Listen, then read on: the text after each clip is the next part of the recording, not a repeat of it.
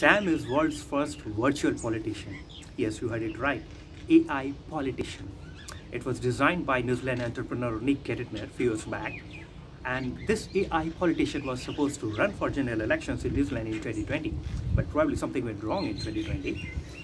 But the profile bio of Sam, this world's first virtual politician, was very interesting.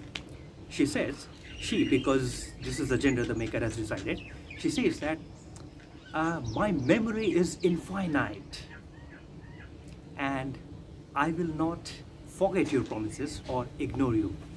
Can you connect this with modern day politicians all around the world?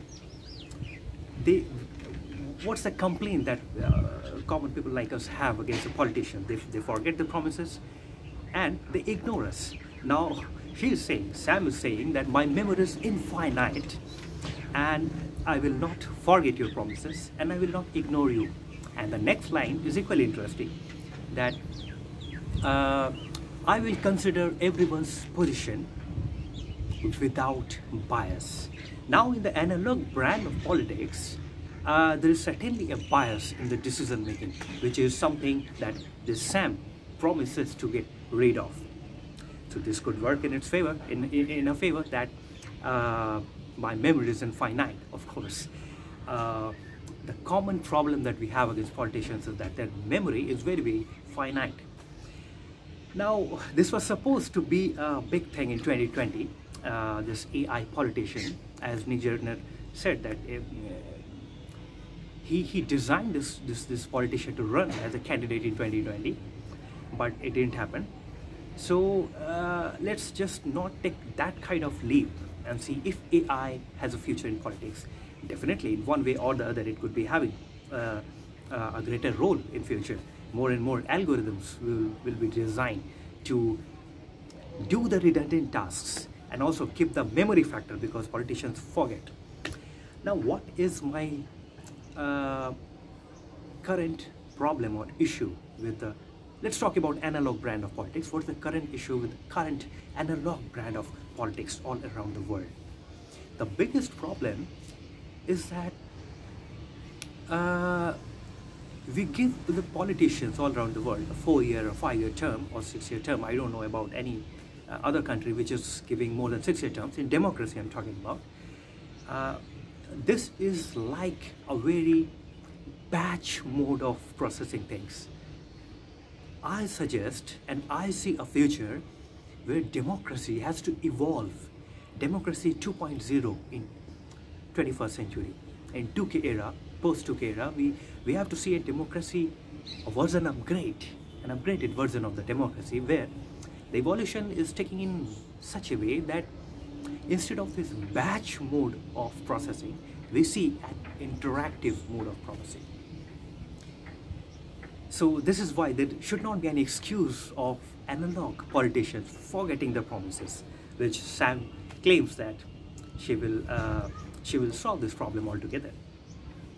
So if politicians really want to save their jobs all around the world, if they do not want AI to replace them, they need to take care of this thing. They need to restructure the whole design, the whole structure of the democracy in its current form, and make the batch mode turn into interactive mode of connecting with the people.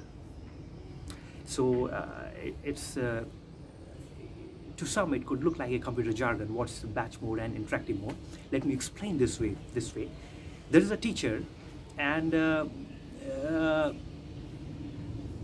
she's explaining things to students, and she's not allowing them to ask any questions. And for 1 week, for 5 days in a week, she goes on teaching the students, and at the end of 1 week, or say after 2-3 weeks, she's asking the students, so do you have a question?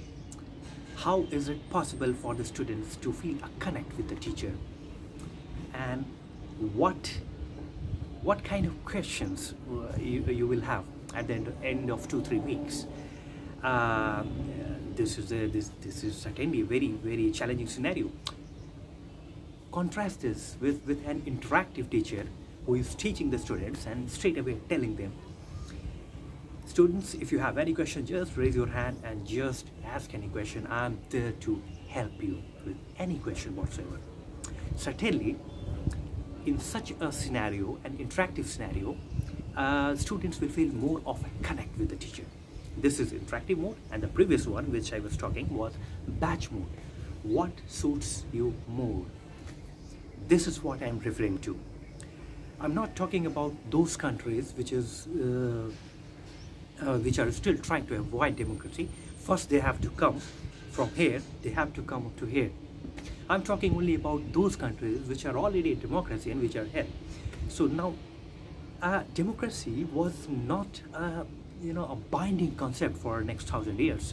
It was supposed to evolve, and up until now we have failed to restructure and upgrade democracy to a point where it really evolves, to make it more interactive. Because till today the old school democracy is very batch mode.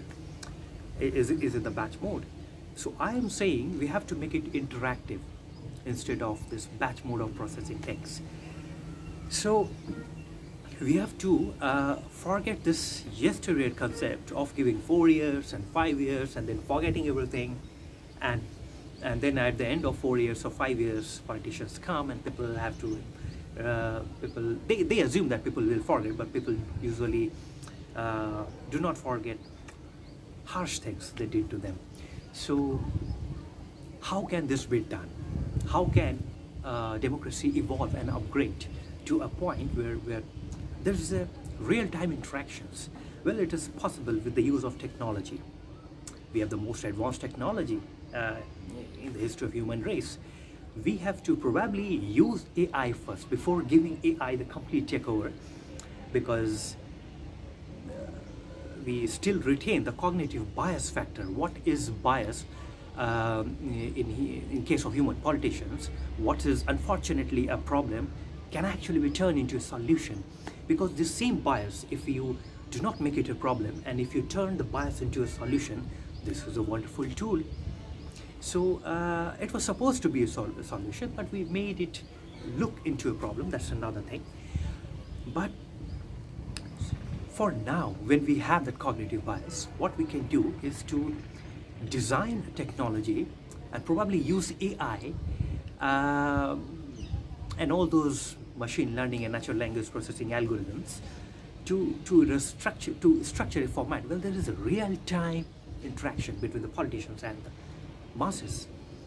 So the masses should feel that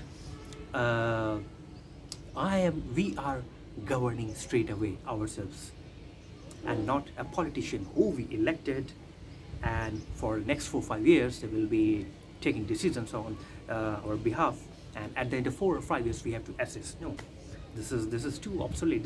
This looks very outdated. So the best thing to do now for all the democracies all around the world is to think about a system where as a common people, I should not feel that somebody else is taking a decision on my behalf. I have elected them and they are taking decisions on my behalf. No, I am taking decisions on for myself, and this will only be possible when my decision, my response to a challenge is the same as the politician's response to that challenge. And this will only happen if they get to hear us, if they are able to make it more participative, and that can only happen using technology.